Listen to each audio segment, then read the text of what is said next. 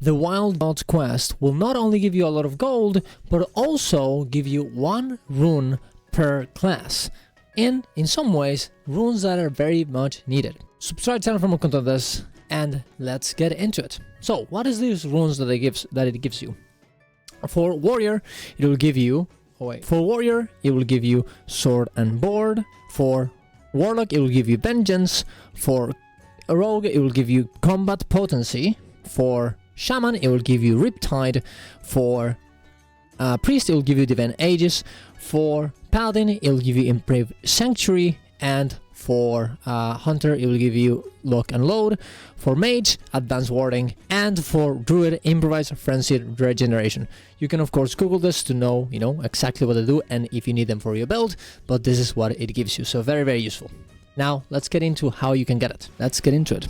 What you want to do is you want to get to this zone specifically. I'm already going actually to this zone here in Raventusk, this zone here on Hinterlands. First, you want to go to Felwood, and you want to walk here to the Emerald Sanctuary and get the quest called the Wild Gods from there. After that, you want to go to Hinterlands, as you will be, wanting to go to this whole place, this whole elite zone, where you're gonna have to spend a good amount of time getting the Wild Gods quest. And as you can see, I picked a lot of other quests right here because you need also a few pre-best items for the raid, which a lot of people actually need. For me, it's going to be the trinket from the quest called, job opening Garda Captain of Raventusk Village, but in the meantime, you can pick every one of the other quests that are elite as well from this zone, as you'll get a lot of gold, and you can check this beforehand, probably some other items that are very useful for you as well.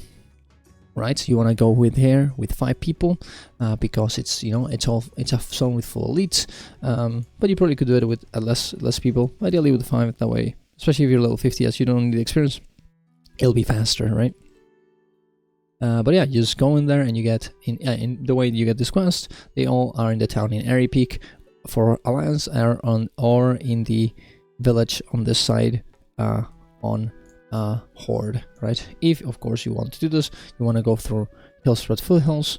There you go, through this little mountain road, and you can get into the hinterlands and just walk here if you're Alliance. Well, after going to Airy Peak, or drop down here to the village and then come back up if you're Horde. And there you go. You're just gonna go here and you're gonna do the quest. I'm gonna show you where I get the Wild Gods quest, of course, and yeah, we'll get there.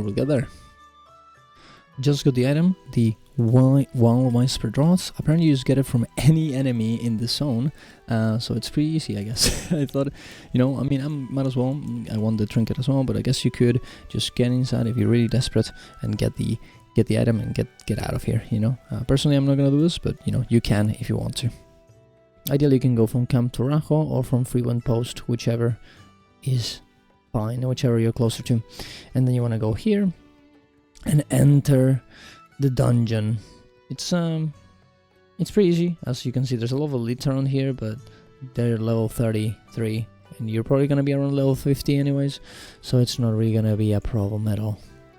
Here you can see we're in the entrance, and we just need to walk on top of it and then inside of the tunnel, and you'll be able to get into the dungeon, and I'll show you where the place is to get the item, to get the quest. So after doing the whole dungeon, you just have to go through this, to the right side and climb this little spire, killing the mobs. You kill the boss here, and then you use the item that you got from the other quest. Where is it? I didn't, the Wild Whisper Draught. Anyone in your party can do it, and then you talk to it. You give them the, the stuff, and you take the next one that will lead you to. Now you'll have the choice to get to 3 places to get the next step. One of them is Sulfurak, the other one is Moradon, and the other one is Black Rocked Depths. In each of the ones, you're gonna have to find one of the wild beasts and use the Agamon's Roar to make them essentially, instead of being like gods and like they're in like in a different dimension, they come to your dimension and you can kill them, and you have to kill them 3 times. As you can see, one is this dinosaur after the princess run in Moradon, right? The princess rune, by the way, is when you get teleported to the middle of the dungeon and you just go and kill the princess with one specific item that you know most people kind of get by doing a quest. You can do the whole dungeon as well, but this is the this is what people would usually do to farm this item specifically. The other one would be to go to Sulfurak, and you're gonna be able to see here that there is a the spider close to the the Hydra that you kill. There's this spider that is roaming around this place, and you can transform it and then you kill it, right? And the other one, the other ancient, is in Black Grove Depths. I actually haven't killed it, but it's roaming around there, and you will you just have to go in there and kill it. And ideally, I would probably recommend Moradon or Sulfurak, as they're pretty easy compared to Black Grove Depths, and of course something like they're way faster. Black Grove Depths is actually way longer. Moradon Princess Rune is probably the easiest one, and then for the second one, Sulfurak. And you're gonna have to do this anyways to get raid gear, so might as well do it, 2 things at the same time. After that,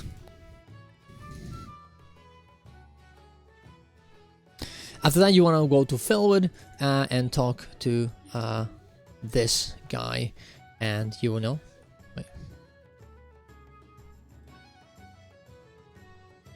After that, you're gonna go to Felwood and get to the Shadowtooth Emissary where you started the quest, and you'll just talk to them, and they will give you the rune, and you'll be able to, it's the gift of Hydra, I think. And for me, it gave me combat potency, which is very useful in case that honor among thieves is not useful because the crits don't work for me, right? Because people on my party are not doing crits.